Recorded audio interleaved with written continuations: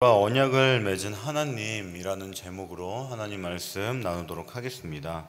네, 우리는 이 세상을 살면서 많은 고난을 겪곤 합니다.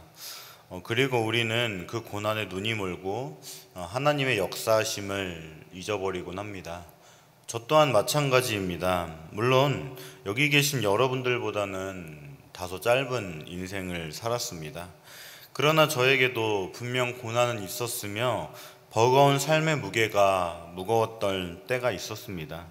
그럴 때마다 하나님을 생각했습니다. 그러면서 하나님에 대한 오해와 그릇된 생각을 하곤 했습니다.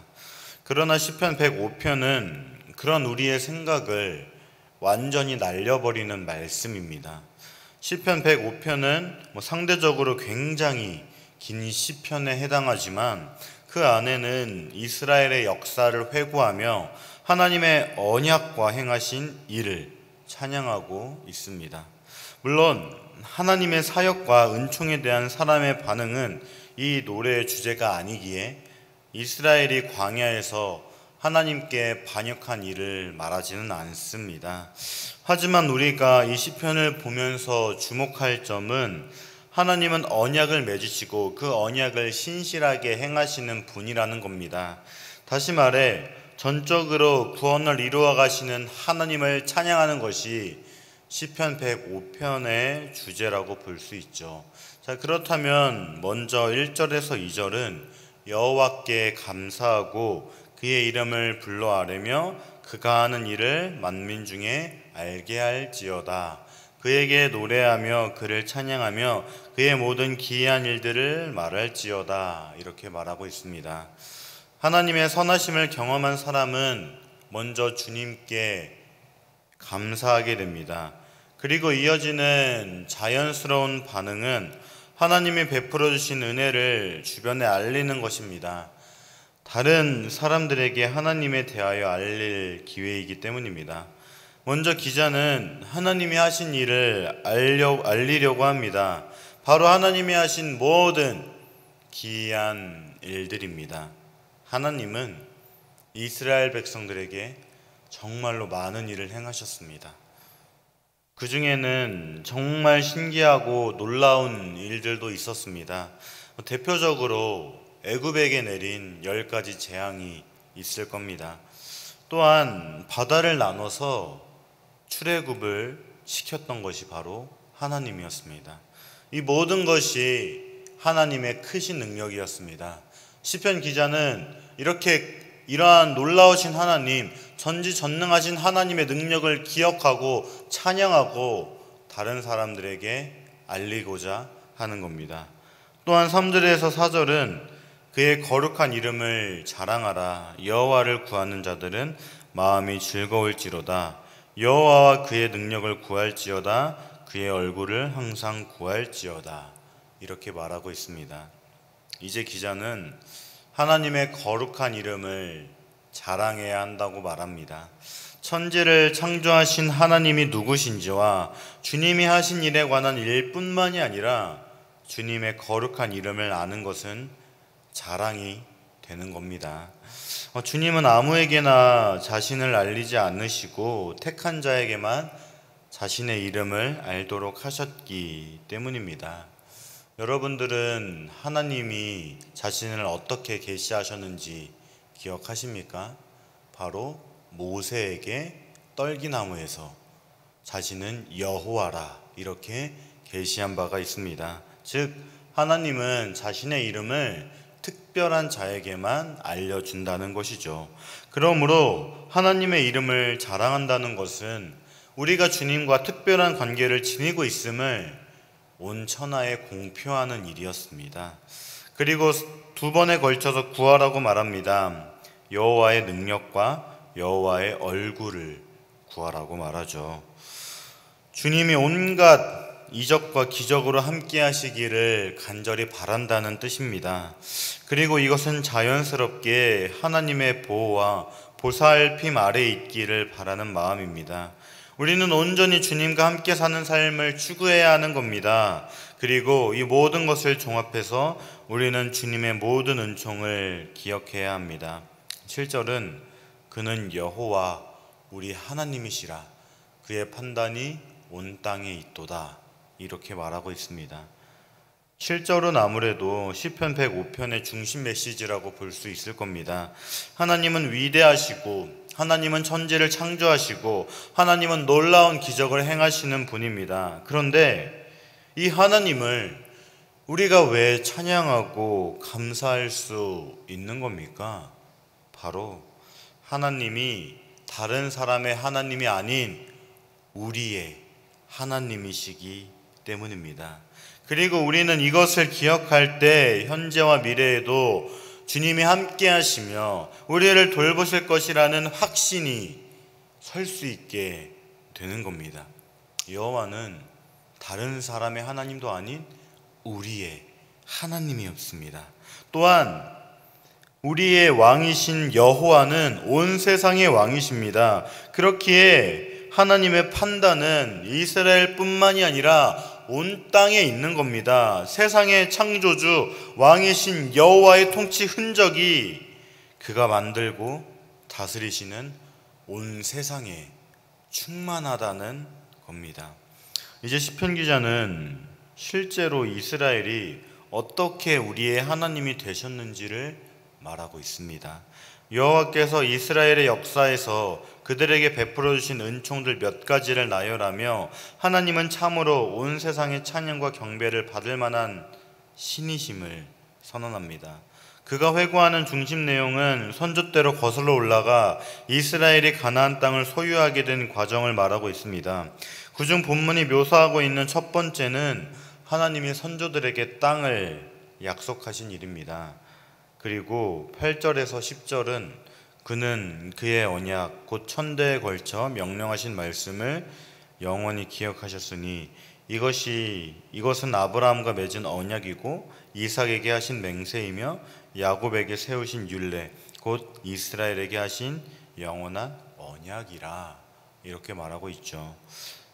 이스라엘이 가나안 땅을 차지하게 된 이유는 여호와께서 선조들과 맺으신 언약을 기억하였기 때문입니다. 성경에서 언약은 굉장히 중요한 단어입니다. 이 언약의 영원성을 강조하기 위해서 기자는 천대에 걸쳐 그리고 영원이라는 표현을 사용합니다. 하나님이 맺으신 언약은 절대로 무르거나 무효화할 수 없다는 점을 강조하는 겁니다. 물론 주님이 선조들과 맺으신 언약이 아무리 영원한 것이라 해도 하나님이 기억하지 않으신다면 아무런 의미가 없을 겁니다. 그러나 하나님은 이 언약을 영원히 기억하셨습니다. 게다가 이 언약은 하나님께서 반드시 이루실 겁니다. 여호와께서 기억하시는 한 선조들에게 약속하신 이 땅은 영원히 이스라엘의 땅이 될 겁니다. 언약은 어떠한 조건에 따라 변하는 게 아닙니다. 인간의 불순종에도 불구하고 하나님의 신실하심으로 인해 언약은 유지되고 성취됩니다. 그래서 기자는 11절을 통해 이르시기를 내가 가나안 땅을 내게 주어 너희에게 할당된 소유를 되게 하리라 하셨도다. 이러한 말을 자신 있게 할 수 있었던 겁니다. 이 말은 언약을 지키시는 하나님께서 반드시 약속하신 땅을 주실 것이라는 확신에 찬 표현입니다. 즉 전지전능하신 하나님이 이스라엘과 언약을 맺으셨고 그 언약은 영원하리라는 것을 표현하는 겁니다. 그렇게 모든 일을 능히 하실 수 있는 하나님께서 약속을 지키시기에 가나안 땅은 우리의 땅이 될 수 있다는 겁니다.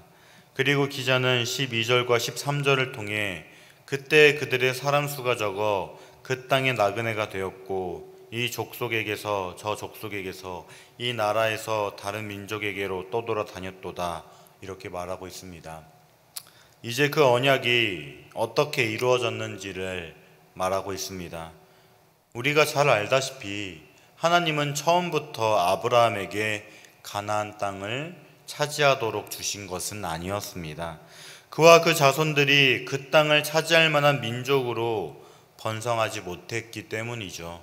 결국 아브라함과 그의 후손들은 가나안 땅의 나그네가 되어 이것저것을 배회하며 살았습니다. 하나님께 땅은 약속받기는 했지만 그 땅이 실현되려면 몇백 년을 기다려야 했습니다. 선조들은 가나안 땅을 떠돌며 여러 가지 위험에 노출된 삶을 살았습니다. 그때마다 하나님은 가나안 사람들이 그들을 억압하지 못하도록 심지어는 왕을 꾸짖으셨습니다. 선조들의 많은 숫자가 아니라 하나님의 보호하심으로써 그들이 보존되고 민족으로 번성할 수 있었습니다. 아브라함이 애굽 왕에게 사라를 빼앗길 뻔했던 사건과 아브라함과 이삭이 아내들을 아비멜렉에게 빼앗길 뻔했던 사건 또한 그들의 생존을 위협했던 사건이었습니다. 하나님이 가나안을 떠도는 선조들을 보호하신 이유는 그 땅을 약속하셨기 때문도 있지만 그들은 하나님의 기름 부은 자들이며 선지자였기 때문이었습니다. 이스라엘은 약한 민족이었습니다. 그들은 나그네였고 권세도 없고 나라조차 없었습니다. 군대도 정치적인 영향력도 없었습니다. 그러나 하나님은 그들을 왕들보다 더 높게 여기셨고 기름 부은 자여 선지자라 칭했습니다. 이것이 하나님의 언약적인 보호입니다. 이처럼 하나님은 끝까지 자신이 약속한 언약을 지키시는 분이심을 볼 수가 있는 겁니다. 사랑하는 여러분, 이처럼 시편 105편은 역사를 회상하는 시편이자 현재를 살아가는 신앙 고백입니다. 이스라엘은 하나님이 행하신 일을 기억하지 못했을 때 우상 숭배와 불순종에 빠졌습니다. 그러나 하나님의 언약을 기억했을 때 그들은 회복과 승리를 경험했습니다. 그렇다면 우리는 어떻습니까? 우리는 예수 그리스도를 믿음으로 말미암아 하나님과 새로운 언약을, 새 언약을 맺게 되었습니다. 그렇다면 7절 말씀의 고백처럼 그는 여호와 우리의 하나님이시라 그의 판단이 온 땅에 있도다 이렇게 고백할 수 있다는 말입니다. 하나님은 누구의 하나님이십니까? 다른 사람의 하나님입니까? 타인의 하나님입니까? 저 멀리 떨어진 하나님입니까? 우리와 전혀 상관없는 하나님입니까? 그럴 수 없습니다. 하나님은 우리의 하나님입니다. 우리와 언약을 맺은 우리의 하나님이라는 말입니다. 이 말은 하나님은 언약을 맺은 이스라엘 백성을 위해 일하셨던 것처럼 하나님의 백성인 우리를 위해서도 일하신다는 뜻입니다. 게다가 우리는 오늘 말씀에 나타나는 것보다 훨씬 더 친밀한 하나님을 경험할 수 있습니다. 오늘 말씀에서 시편 기자가 하나님을 아버지라고 부를 수 있습니까? 그렇지 않습니다.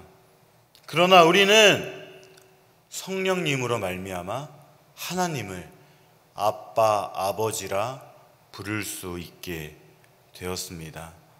예수 그리스도를 믿음으로 우리는 하나님의 자녀가 되는 권세를 얻었기 때문입니다. 사랑하는 여러분, 하나님은 우리의 하나님입니다. 우리의 아버지가 되시는 하나님입니다. 게다가 우리의 아버지가 되신 하나님은 영광의 하나님입니다. 모든 기이한 일을 하시며 기적을 행하시는 능력의 하나님이라는 말입니다. 우리는 하나님의 자녀로서 하나님의 능력을 구할 수 있습니다. 하나님의 얼굴을 구할 수 있습니다. 그리고 우리는 과거에도 인도하셨던 하나님을 기억하며 또다시 믿음의 여정을 걸어갈 수 있습니다. 사랑하는 여러분, 하나님의 언약을 기억하고 그 신실하심을 노래하는 인생이 되시기를 바랍니다. 그리고 그 믿음으로 오늘도 찬양하고 예배하고 복음을 살아내시기를 바랍니다. 세상이 험난하고 힘들지라도 하나님은 우리의 아버지가 되십니다. 그 사실은 절대로 변하지 않습니다. 이 성경 말씀을 통해 우리에게 약속하신 언약은 이미 이루어졌고 앞으로도 이루어질 겁니다. 사랑하는 여러분, 이 사실을 기억하며 오늘도 복음을 살아내는 여러분들이 되기를 주님의 이름으로 간절히 소망합니다. 이 시간 말씀을 기억하며 기도하겠습니다. 첫째, 하나님의 우리의 삶에 행하신 일을 기억하고 감사하게 하소서. 둘째, 하나님의 언약은 오늘도 유효하며 그리스도 안에서 완성되었습니다. 그 언약의 자녀로서 하나님의 도우심을 간구하게 하소서. 셋째, 하나님은 우리를 지키시고 보호하시는 분입니다. 두려워하지 말고 믿음으로 살아가게 하소서. 이러한 기도 제목으로 다 함께 기도하겠습니다.